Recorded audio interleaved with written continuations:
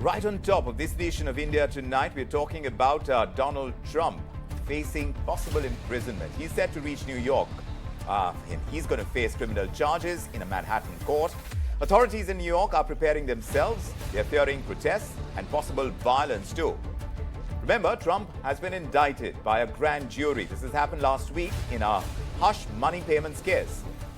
The bigger question still stands, whether the legal proceedings are going to help or dent Trump's chances in the presidential polls of 2024. Let's discuss this.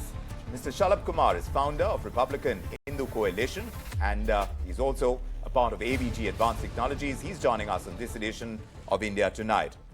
Mr. Shalabh Kumar, thank you for making the time and joining us on India Tonight this evening. Trump's indictment is happening as he campaigns now to become president again in the 2024 election. Now, how do you assess the damage this indictment has done to his presidential prospects and the Republican nomination itself? Well, good evening. First of all, greetings to your viewers. The best way to describe this will be this last Friday, the general manager of our one of our plants in Bettendorf, Iowa, came to me and he says to me, Mr. Kumar, you don't have to campaign anymore for president. He's just gonna slide right in. That's the assessment on the ground, that this is going to become now a landslide victory in 2024 for President Trump. Meaning, because you are a financial show, meaning the same what happened in 2016 when he was elected. Huge gain in S&P, U.S. stocks, and pulled through Indian stocks as well. So that's how we assess it. A lot of Democrats, they did not want to have this gift to President Trump to have him indicted. And so, but Mr. Kumar, they tried to persuade. You've been a supporter of Donald Trump, Mr. Kumar. Do explain how you think, as far as voters are concerned, why they would support Mr. Trump when he was facing criminal charges. He's faced two major impeachments by Congress when he was president. Of course, he was acquitted by the U.S. Senate both times. But don't you think the American people deserve a candidate who has a cleaner track record and not so many legal wranglings? Well, first of all, let me just remind your viewers of Modi, 2002 to 2014. He was, hounded by the Congress party in every which way. Where is Congress party today? It's almost not even in opposition anymore. But anyway, to kind of give your viewers a little bit of a sense of this thing, everybody, Democrats included, say that in New York or in any major city, a grand jury can indict a ham sandwich. There is no opposing argument. It's only one person who goes in there in front of a select jurors and no opposition, no counter argument. And this was done by Braggs, and people on the ground understand that. And the Braggs, what was his campaign when he ran for DA? DA is elected in New York and in a district. What was his campaign? His campaign was that no matter what, if you elect me, I will indict President Trump.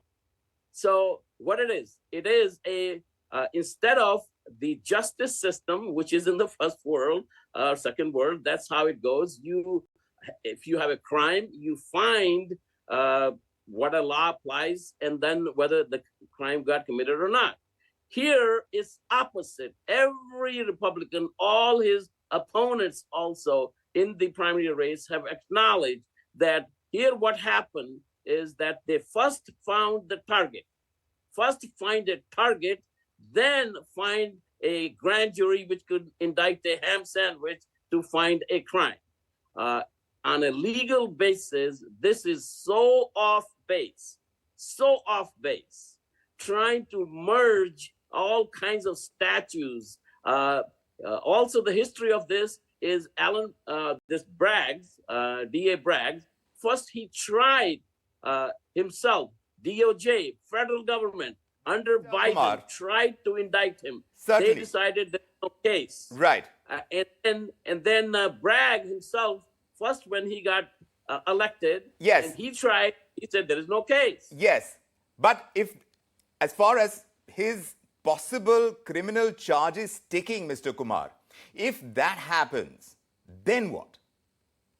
Well, first of all, on a legal basis, there is going to be most prominent lawyers and judges in the country are saying this is ripe for a motion to dismiss. It's such a frivolous lawsuit that the motion to dismiss is going to be granted. And even if there is a motion to dismiss is not granted, there is going to be then a venue search, because you cannot have a fair trial in New York. Very liberal state. And then you have in a different state, the people are kind of imagining that it will not happen until past the elections, 2024. And there's no jury in the United States that is going to indict President Trump on made up charges.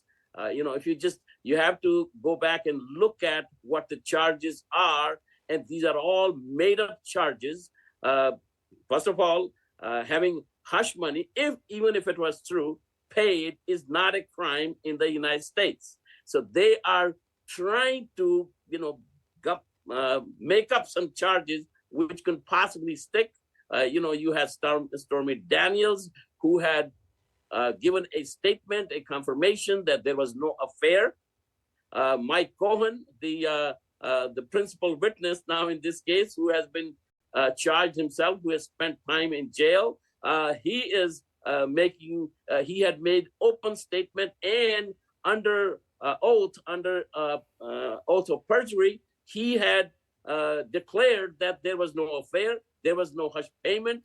So somebody just comes up with a crime, just like when they were trying to have charges against Modi for inciting the 2002 riots. It's the same thing. But it's political persecution is not normal persecution. So you think this is political persecution. Now, for any election, you're going to fight it on certain causes. Do you think this is a case that will be capitalized on in his candidature for President of the United States? Or is this something that you want to set aside? As a supporter, what do you think he should do? Well, he is not going to be talking about this thing over there. This is going to be in the background. The issues in the country are inflation, energy independence, which under President Trump, we were energy independent. Now we are energy dependent. 200,000 illegals crossing the border, which cost the U.S. Treasury $50,000 per year. So under Biden's administration, by that time the election comes, there will be almost 8 million illegal who have crossed the border from the southern border.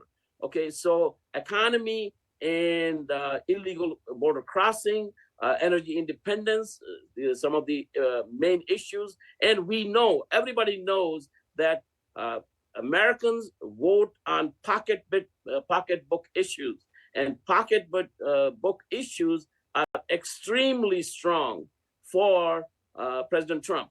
It would be strong for any actually Republican candidate, including Ron DeSantis. But right now, President Trump is running way ahead, 30 points ahead of Ron DeSantis. In fact, this the Republicans are, but Mr. Kumar, the Republicans are a house divided at this point in time. In choosing a president who has been largely chaotic, how do you think he's going to be able to find support within the Republicans when many are not rooting for him and supporting his candidature? Vikram, tell me one serious Republican leader in the country who has not condemned this indictment. One. I live in Washington, in this world, in politics. I'm actually I just leave it at that. I'm going to have a major role to play officially in the party itself, in RNC, Republican National Committee. Pretty soon, an announcement is coming. And no, there is no division in the Republican Party on this issue at all. There might be on other things, that January 6th issue, that some of the politicians would like to have the president not talk about 2020 election and just move on. But some people would like to have younger candidates. Fair enough. Yes. But do tell us how you think Mr. Trump, if he does manage to get the presidential nomination from the Republicans, how would he be good for the American economy at this stage? How do you think he's going to maneuver it through this looming recession right now? And as far as the economy is concerned, right now we're in a very difficult state. We're looking at the Fed now struggling with the banking crisis upon it. How do you think Mr. Trump would do it differently? That's a very good question, Vikram. I've always said, and the president truly is, President Trump is Reagan on steroids. Okay, look what he had done in 2016, 2017, 2018, 2019. First 3 years before COVID came in, creating so many jobs, like 8 million new jobs. 401ks, that's the stock market, doubled. $6,000 per family increase in spending cash in each family. So, energy independence, this thing, our problem right now created is artificial by the wrong policies of Democrats and President Trump.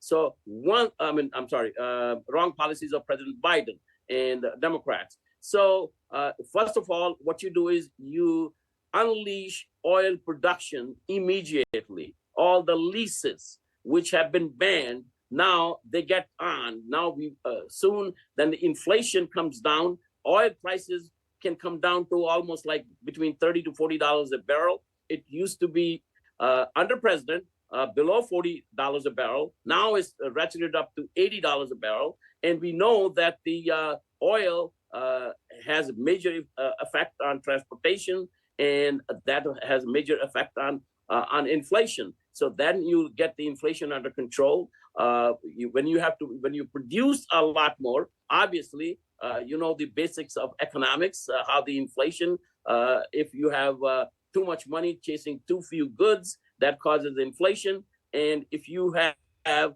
a lot of goods and not that much printed money, then your inflation comes down. So under President Trump, the inflation was below 2%.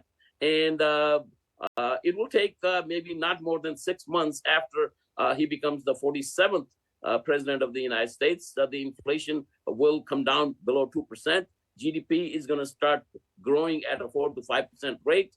We will become energy independent. When he becomes president, on the 47th president this time, your border will become safe again. You're going to have 200,000 a month right now, number of people that crossing the border. That will become like less than 20,000. Yes, so, but you're saying all this with a certain amount of optimism, even as the former US president is being charged with a crime in relation to a payment he made to a porn star. The man who spent 4 years in the White House is going to be fingerprinted. He's going to be given a mugshot photo. He's going to be brought before a judge. This is all going to happen on Tuesday. We're going to be tracking developments on this count. Mr. Shalabh Kumar, it's a pleasure talking to you and getting your perspective. And the support that you are extending to the former president is something that we're watching very closely as well. Thank you very much for joining us with your perspective tonight on this edition of India Tonight. Okay, thank you, Vikram. Cheers. Meanwhile, we are talking about the markets. The strong opening on the first trading day of FY24 in the Indian markets has brought the Nifty losing its morning gains and still managing to eke out a little bit of green at the end, just an hour before markets concluded for the day. We've hovered around 17,400. The auto stocks leading the pack, and that rally also had PSU banks and realty and media and infra stocks participating. What's Wall Street doing right now? S&P 500 has opened lower. The spike in oil prices adding yet another threat to global economic slowdown. The Dow Jones as well as the tech-heavy Nasdaq, they've both opened in negative territory. Traders shedding optimism from recent market strength with the prospect of higher oil prices adding to fears of higher inflation and a looming recession. The first week of the new quarter is going to be a shortened one for Wall Street. Remember, the Easter weekend is coming up and trading is going to be closed this Friday for Good Friday. The Dow Jones currently up 0.75% at 33,530. We continue to watch what's happening on Wall Street. But the story today is crude oil. Prices of crude oil have surged the most in almost a year. It's happened after that surprise announcement by OPEC+, a production cut. It threatens to worsen inflation and push global central banks to tighten monetary policy even further. Treasuries have fallen. The dollar has risen. Brent crude heading for the biggest gain since April 2022. But what's the likely impact on oil explorers and oil marketing companies? Let's put this in context. From our research team, Ashesha is joining us to tell us about the likely impact. Ashesha. Well, yes, absolutely. Brent crude prices have risen nearly 15% from their March lows.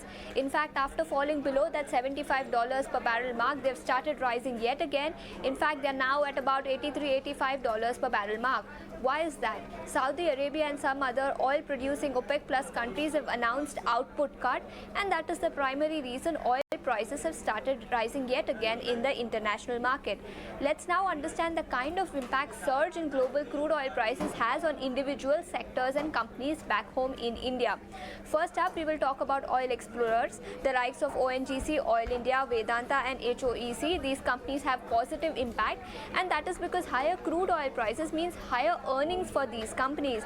In fact, every $5 per barrel change in crude oil prices increases EPS of ONGC by about 7%, and it increases EPS of Oil India by about 12%. Let's move on to oil marketing companies, the likes of HPCL, BPCL, Reliance Industries, MRPL and Chennai Petroleum.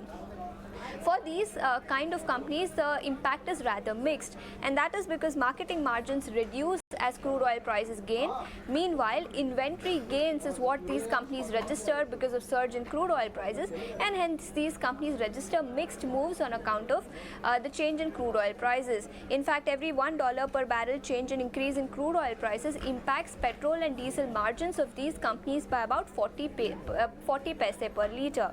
In fact, there are some other sectors which are negatively impacted. These are the sectors which use crude oil as their major raw material. These includes the likes of paint companies, we have tire companies, aviation or airline companies, cement companies, tire companies and several other lubricant manufacturers as well. Apart from this, on the overall economy as well, increase in crude oil prices has a negative impact, and that is because India imports close to about 85% of its crude oil requirements, and every $10 per barrel increase in average prices of Indian crude oil basket could increase current account deficit by about 14 to 15 billion US dollars, which as a percentage of GDP translates to about 0.4%. So this is the kind of far-fetched impact increase in crude oil prices has on the Indian economy, oil explorers, oil marketing companies and other sectors which use crude oil as their raw material. All right, Ashesha, that helps us put in context, but to get further perspective on this, let's bring in the experts as well. Kunal Shah is Head of Research at Nirmal Bang Securities, and Bjarne Shcieldrop is joining us. He is Chief Commodity Analyst at SEB Norway. Great to have you both with us this evening. Gentlemen, Bjarne, coming to you. How surprising was this move by OPEC Plus to you, and how deeply do you think it's going to impact the course of oil prices that were on a downward trajectory in recent times? Right now, and there were no signals ahead that it was going to happen now. Nonetheless, I mean, we've been saying all the time that we are positive to oil, amongst others, because OPEC has a lot of dry powder to cut. I mean, prior to this cut, and as of today, Saudi Arabia is producing 10.4 million barrels per day, and well above normal production of about 10 million barrels. So after this announced cut of 500,000 barrels for Saudi Arabia and another 500,000 barrels per day for the other non-Russian OPEC plus members, you know, Saudi Arabia is just down to normal production of about 10 million barrels. So even after this cut, Saudi Arabia and the other OPEC members have a lot of further capacity to cut production if needed. They have full control of the oil price and the oil market, and especially due to the fact that shale oil production growth now is muted and slowing, with with US oil rig count falling since early December last year. So these kind of pressures, as far as the oil prices are concerned, are going to be telling as far as equity markets around the world are concerned, Kunal, and Indian markets won't be an exception. What levels do you think they'll hit on the upside, and how will those prices impact both upstream and downstream stocks within Indian equities? Okay, so first question, how it can go up. So you have to understand this psyche, where after the COVID, everyone has understood how to control the prices. So OPEC is now clearly understood. At the time of at the time of coronavirus crisis, OPEC basically came up with a humongous production cut, and that revived the prices from the ABs. So right now, what they are doing is similar thing. They know that the global economy is heading for the weak quarter or weak time going forward, and hence they have preempted that and they've done the production cut. Now, what material impact? Now, in a bull market, this would have caused rally of $10 to $15, but that hasn't happened right now. So oil prices are just up by 6% right now. But going forward, another 3 to 4% spike cannot be ruled out. Brent can test $90 to $92. That's it. I'm not expecting any major rally post that. And I'm expecting, talking about WTI. So I'm expecting, Kunal, I'll come back to you in a moment. Do take a sip of water. Bjarne, do tell us where you think oil prices could head. And as far as inflation is concerned, how will it impact it? How deeply do you think it's going to impact the decisions of central banks around the world? Because we were on a rate hike cycle, but we seem to have been peaking. Now, do you think that's going to be pushed back, the peak of our interest rates? Well, I think we must face the fact that this current oil cycle is very, very different from prior slowdowns in economic activity due to the deep reduction in jet fuel demand that we saw under 2020, 21, 22. And global jet demand is now recovering. So even though if the higher interest rates in the US and the EU and other countries is slowing down the OECD economy, we are still seeing jet fuel demand ticking higher by maybe 100,000 barrels per day per week, close to that. But we're still 2 million barrels per day below the 2019 average of 8 million barrels. Yeah, we are only at 6 million barrels per day. So further normalization of global jet fuel demand means yet higher demand for oil products, specifically jet fuel. So even if we have a weakening in the global economy due to higher interest rates, we still have a strongly rising oil product demand for specifically jet fuel, which is a diesel product. So, we think that first and foremost, OPEC is in very good control of the market. And secondly, demand is actually rising despite the fact that we have cool down of the global economy. And then the question about inflation. I mean, remember that last year, Brent crude averaged $99 per barrel, and we're still only at $85. So as of now, if this is where the prices deliver, we actually have a deflationary effect of the oil price. And even if price average $100 per barrel this year, the effect on inflation is neutral. So I think we rather should think of the higher oil price due to the OPEC cut and the rising jet fuel demand as a taxation of the global economy. Just as the higher interest rates in the US and the EU are slowing down the economy, so will the higher oil price be a cooling effect with a taxation of the global economy. So I don't think it's necessarily going to have an inflationary effect of the global economy. But of course, Biden had hoped that we would see 80, 70, and then maybe $65 per barrel, and then actually a strongly deflationary effect from the oil price, lower gasoline prices, happy US consumers, and then re-election in 2024. So this is not according to the wishes of Biden, that's for sure. Well, certainly Biden and the rest of the Western world that stands in opposition to Russia. But currently it seems like OPEC Plus is supporting Russia, going by their sudden decision, the surprise decision to cut production. But keeping the rising oil prices in mind, Kunal, Now, as far as India is concerned and our need and demand for oil, this normally has a telling effect on the inflation story because as an input, commodity prices going up never bodes well when it comes to corporate earnings as well. Do you think this is going to have in the coming quarters a telling impact on the kind of corporate earnings that do get reported, and that's going to change the course of the markets in a significant way?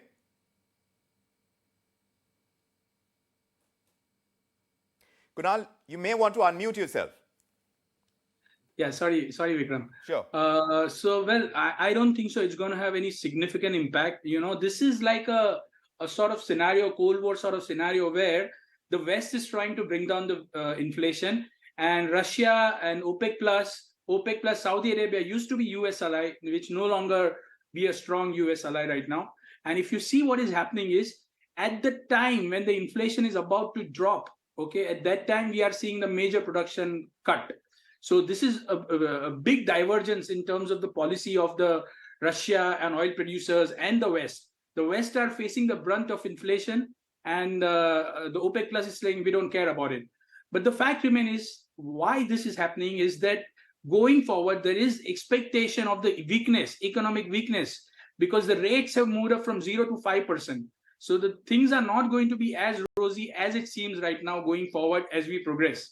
So I believe that oil prices are going to go up, but not to the extent that it's going to have a major impact on the Indian economy. Remember, at the time when we saw Brent oil testing $130, $125, at that time and this time, the conditions are quite different. So we are in a much better position to accept this kind of supply shock. And I don't think so it is going to trigger any major selling or any major weakness in the Indian markets going forward.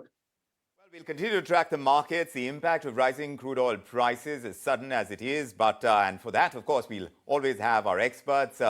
Bjarne joining us from Norway, and Kunal, of course, here in India. Thanks very much for joining us with your perspective on this edition of India Tonight.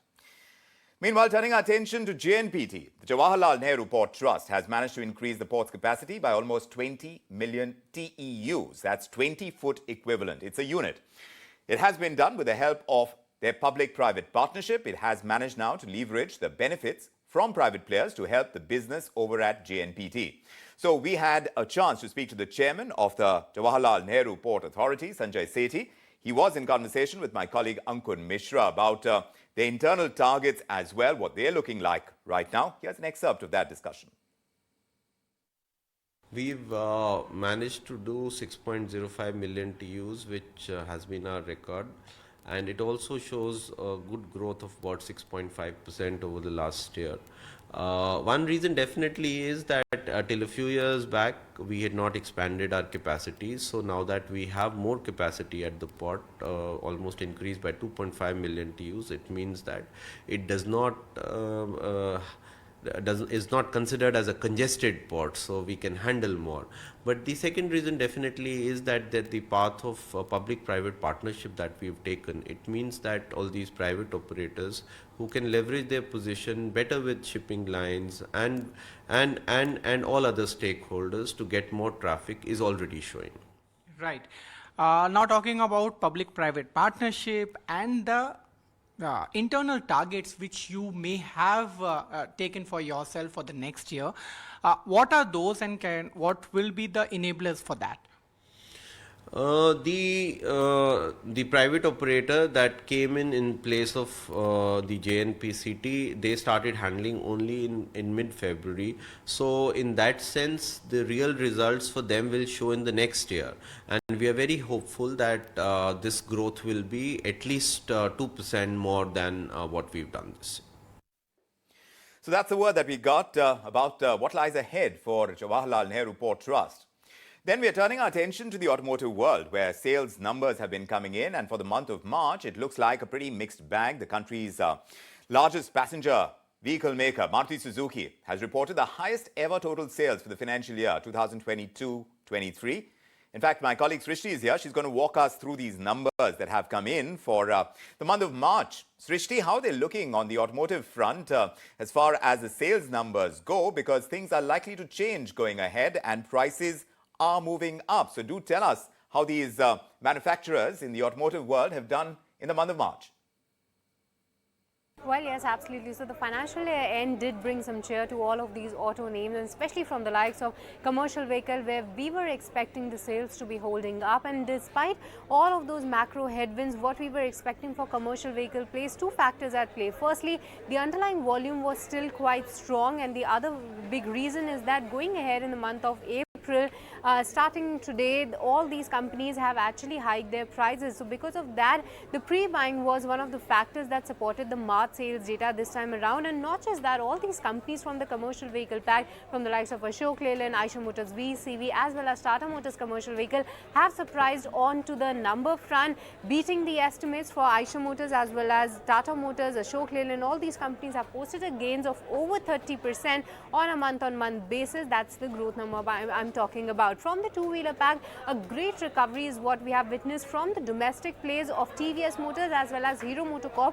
Not just they have surpassed the expectations, but if you see the underlying volume for Hero MotoCorp, that has seen a growth of 32% on a month-on-month basis. When it comes to Eicher Motors Royal Enfield, so FY23 has been a record year for this particular company, but for the month of March, it was almost a flat growth. When it comes to the passenger vehicle segment, herein what we are getting to know is that there has been some fall in the new and the dealers inquiry, but despite the fact this time around Maruti Suzuki and Tata Motors were seen to be holding their sequential sales data, but M&M has outperformed with a growth uptick of 12%, and this wherein for their automotive division the company posted a sales of 66,091 units. And lastly, due to the unseasonal rainfall, that was one of the factors hitting the tractor sales data, but despite the fact, Escorts as well as M&M has posted a sales growth of 30% on a month-on-month basis this time around as well. So a good set of numbers coming in, but clearly the outperformance have been the commercial vehicle as well as the two-wheeler names. Back to you. All right, Srishti, thanks very much for that. Meanwhile, we're watching what's happening in the real estate sector, especially luxury real estate in Mumbai. Despite the hike in interest rates, Maximum City is seeing unprecedented increase in the sale of luxury apartments, and this has happened in 2 months of this year, February and March. Many are seeing this as a possible impact of that budget announcement, which has imposed tax on property transaction gains of the gains of over 10 crore rupees. It's going to come into play on the 1st of April. So how are luxury real estate sales looking? For that, my colleague Anurag is joining us from our Mumbai studios. Anurag, do tell us, because it seems that against the tide of rising interest rates, we are seeing these flats sell more. Do tell us what you've heard on this. Mumbai has witnessed record revenue collection from sale of property in month of February and March, and mainly due to the rise in sale of luxury property. One of the reason of rise in sale of luxury property is budget announcement. In budget, it was announced that capital gain deduction for reinvestment in real estate would be up to 10 crore only, and this was applicable from 1st April 2023. So till 31st March 2023, we have seen record number of sales in luxury property. If we go by the data only, then in month of January, there were revenue collection in Mumbai was of 692 crore, which has rose to 1225 crore in month of March. And if we talk about the month of February, then the revenue collection through sale of property was 1111 crore. So mainly the rise of property registration is around 45%. Due to the budget announcement. In budget, there was an amendment related to section 54 and section 54F related to the imposed tax on reinvestment of capital gain up to the 10 crore. So Mumbai has witnessed the record number of sales, especially in luxury properties due to the budget announcement, which has increased the revenue in property sales. Thanks for painting that picture for us, Anurag. Now there is some good news. The central government coffers should be happier because tax revenues have gone up and they've exceeded the revised direct tax targets for the financial year 2022-23. These direct tax collections have come in at 19.68 lakh crore rupees, which means a growth of more than 20%.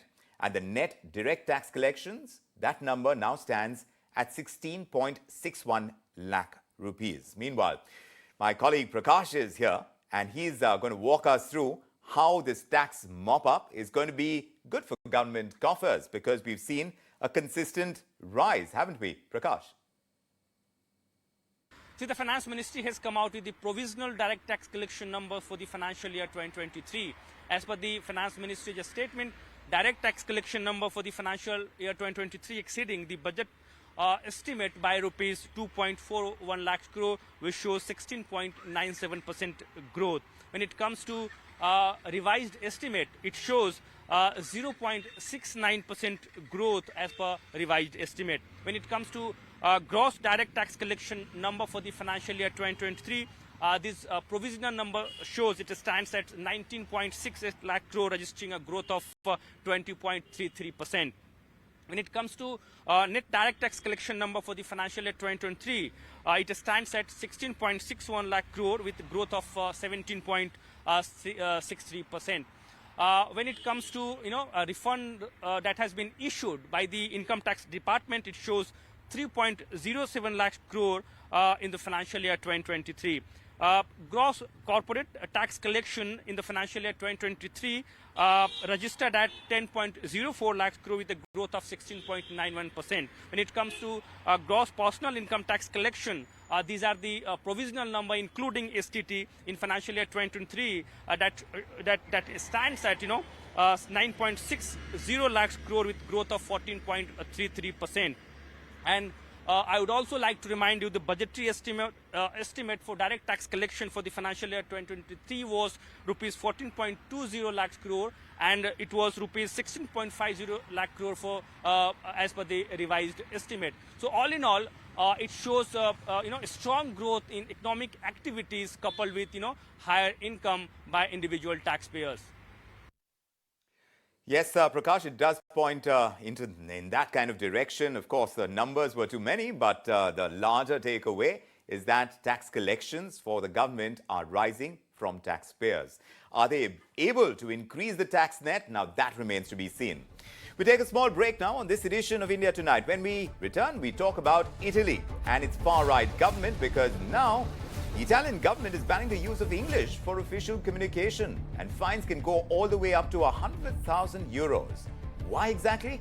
We'll talk about it and explain it here on this edition of India Tonight.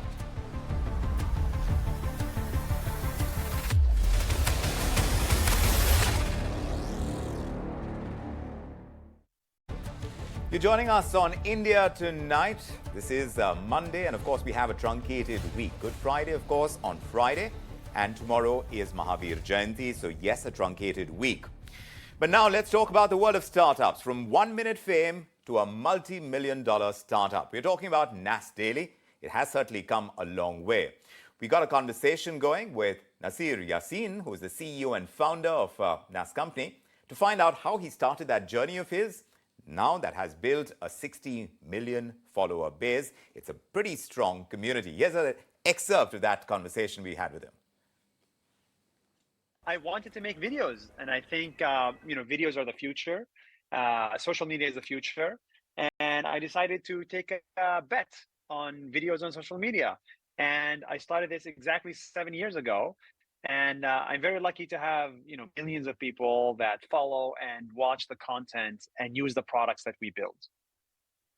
Right, and also I understand that the word Nas means, in Arabic, it means people, and you're all about, the people factor, connecting people, telling people's stories.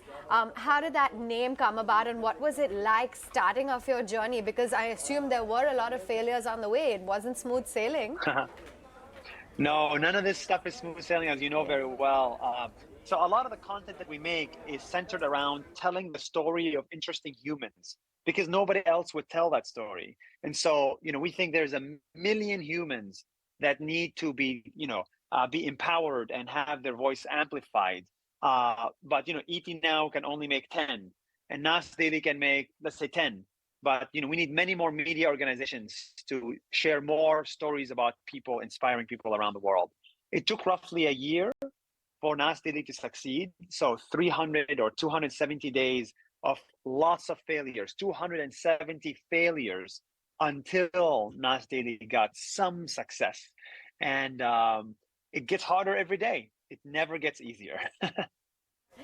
Yeah, but I'm sure that on the 271st day, you must have just heaved a huge sigh of relief and said, finally, you know, making it. And I just want to understand what that first time was like. So what is it when you knew in that instance that, you know, all of those 1-minute videos that you were making day after day, I understand day 130, you almost 230, you said, I want to quit. But then you amassed a huge following. So do you think that it really takes that sort of perseverance, resilience, and to know that this is exactly what you want to do and that passion that really drove you to go forward? Yeah. So for anybody watching this, you know, you need to be a little bit crazy. You need to be a little bit crazy to like do the same thing hundreds of times and still fail at it. But every time you fail at it, you learn a little bit better. You learn how to make the bit. Well, to be a little bit crazy is something that many startup founders will tell you. And staying with the startup stories, there is, of course, a conversation we got going with Kareena Kapoor Khan as well.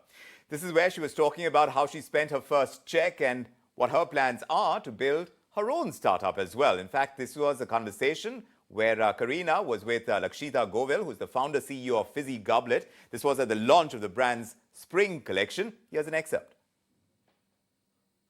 I'm not a numbers person at all. I don't know much about numbers and everything. I've always taken advice from my mother, my sister. Or from financial advisors who have, because I think I just spend on like food and the regular kind of, you know, like shopping like every girl likes. So I'm not very business oriented. I mean, I have to focus literally myself and put myself into this number game and say, okay, yeah. It's like that. I've never really taken, but of course, I meet financial advisors. I invest sensibly over the years. Do you invest in the stock markets? No, I think we're always playing safe. So mostly safe bets on gold Mostly safe or bets, commodities, very boring, very FDs. like, yeah. Safe bets. That's what Kareena Kapoor was telling us about. Well, meanwhile, we also heard from Indian educator, author and philanthropist Sudha Murthy. She was speaking about the Infosys Foundation and on winning the third highest civilian award. Padma Bhushan recently is what she has been conferred with, and she was in conversation with Times Network's Shreya Dhondiyal. Here's an excerpt of that conversation as well. I gave money because I should earn much more than that, or I'll invest so that I'll become an angel investor. There's nothing like that. I felt here the young man who has dreams and he wants to fulfill his dreams, and I should help him. I never ever thought I will get 10,000 back. So you haven't got that 10,000 back? But I got much more than that. How many times you only know? I don't even calculate that. You don't calculate your net worth? No, never ever. I'm not a calculative person at all in life. I married a man when he was not employed. Okay, he was educated, but he did not have a proper job. I got married to him. And little bit saving what I had, I gave it to his dreams. Okay. So I always have listened to my heart than my brain. So I'm not a calculative person. But all over the press and newspapers, your daughter's wealth, you know, her net worth, your son's net worth, your husband's net worth. How do you feel about that? I don't read those things. I said, it doesn't matter how much net worth we have. But still, we eat a handful of rice. Okay?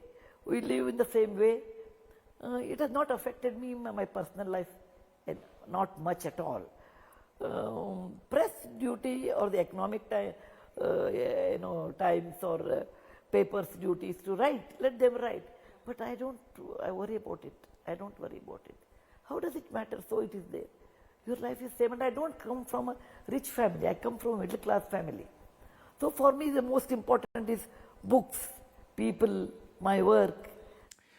She has such a disarming style. That's the story of Sudha Murthy, and when you hear it from her itself, her own story, it becomes that much more affirmative. But meanwhile, there is this draft legislation that has been unveiled by the Italian Prime Minister Giorgio Meloni's party, which seeks to penalize Italians who use English and other foreign words in official communications. So this draft bill that we're talking about in Italy is drawing inspiration from what it terms as Anglomania. What exactly is Anglomania? Why is Italy now seeking this ban on English as a language? Earlier this evening, I explained just that. Here it is again. Now, Italy is all set to ban the use of the English language in official communication. The Italian Prime Minister Giorgio Meloni's party has proposed this draft bill in Parliament. It would penalise Italians who use English and other foreign words in official communications. So this draft bill imposes fines, and they go all the way up to 100,000 euros on public and private entities that use these foreign terms, particularly English terms. So what's wrong with English, one might ask? Well, the proposed law, it talks about Anglomania, the use of English words that demeans and mortifies the Italian language. This bill argues that the widespread use of English in Europe is, in their words, negative and paradoxical, given that Britain itself has now left the European Union. The proposed bill requires anyone holding office in public administration to have written and oral knowledge and mastery of the Italian language. It also prohibits the use of acronyms and names for job positions in local businesses in official documents. And even foreign companies will be asked now to use Italian language versions of all the internal policies and employment contracts. Further, this bill proposes to make Italian mandatory for the promotion and use of public goods and services in the national territory. This bill proposes hefty fines for any kind of violation as well. And these penalties could range anywhere between 5,000 euros all the way up to 100,000 euros.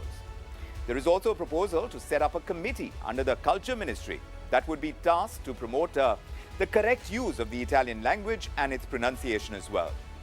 This move is seen as part of a larger pattern under Giorgia Meloni and her far-right party, the Brothers of Italy.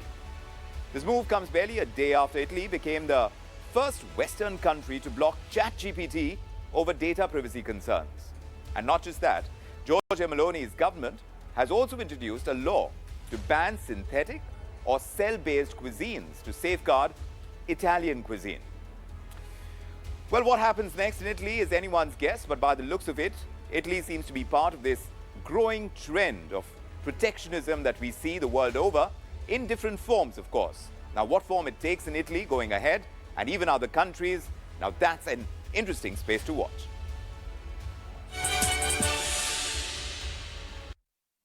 And while we are talking about cuisines, Italian cuisine is certainly something that here in India we like, we cherish, and we enjoy. And yes, the taste is something that does stay with us. And now Italy wants to protect that cuisine as well.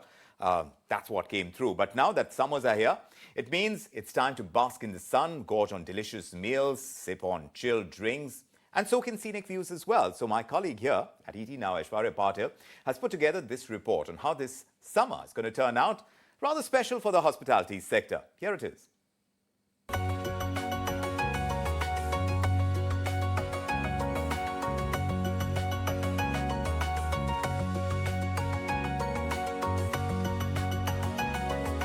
Basking in the sun, gorging on delicious food and sipping on chilled drinks while enjoying the scenic views. Just the thought of a holiday keeps you wanting for more. It's the summer of 2023, and while the rest of the world is under pressure due to the slowdown, the hospitality sector is an outlier. It's back with a bang post the pandemic and is hiring in full swing. In the post-COVID era, people are willing to spend more and more money on experiences than on possessions. So clearly we are seeing that as a good trend and augurs well for the hospitality, tourism and the aviation industry. If you look at our hiring plan based on the budgets that we have set ourselves for the year 2023, calendar year 23 or FY24 as we call it from the financial markets perspective, we are expecting to hire about 500 odd people into the organization across Thomas Cook and SOTC. The hospitality sector is a huge employment generator. Recovery in the sector will mean a 7x multiplier effect. To put that in perspective, experts from the industry believe every time a single holiday booking is made, it provides employment to almost 30 people. Uptick and recovery in travel means there is a much needed relief for the gentlemen and ladies that take care of you on ground at the airports, in flights up there, on roads And of course, from the concierge to the kitchen staff at the hotels, the list is unending. And now major hotel chains are getting ready to expand. IHCL, or Indian Hotels for instance, plans to expand its hotel portfolio in the next couple of years across India. And things are looking up for the company. Post-COVID, we've seen a resurgence as far as our occupancies and ADRs are concerned. I'm glad to let you know that over the next 3 years, we'll be adding on another 50 hotels to our existing portfolio across all brands. We are looking at an average sized hotel of about 100 rooms. And if I look at, let's say, almost 100 employee per hotel, I'm looking at 10,000 employees. But what really are the growth factors that are driving the industry? The first one being a healthy recovery in domestic travel from pre-pandemic levels. Most hotel players in India have indicated that demand has outstripped supply. The second is the G20 effect.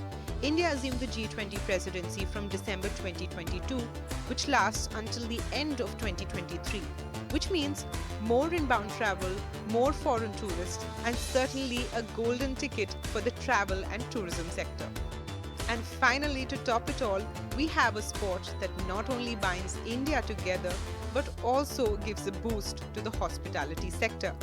And looks like a series of sixers are lined up for the industry. Well, the hospitality sector was the worst hit by the gloom and doom of the pandemic. But it's about time that the industry sees a ray of sunshine. The hospitality sector, summer seems to be looking good for it. How good it is for all of us remains to be seen, but that's what we are tracking here on ET Now. We'll see you again on Wednesday, tomorrow being a markets holiday. I'm Vikram Oza from me and the team. Thank you so much for joining us and have a fantastic day tomorrow as well. Bye-bye.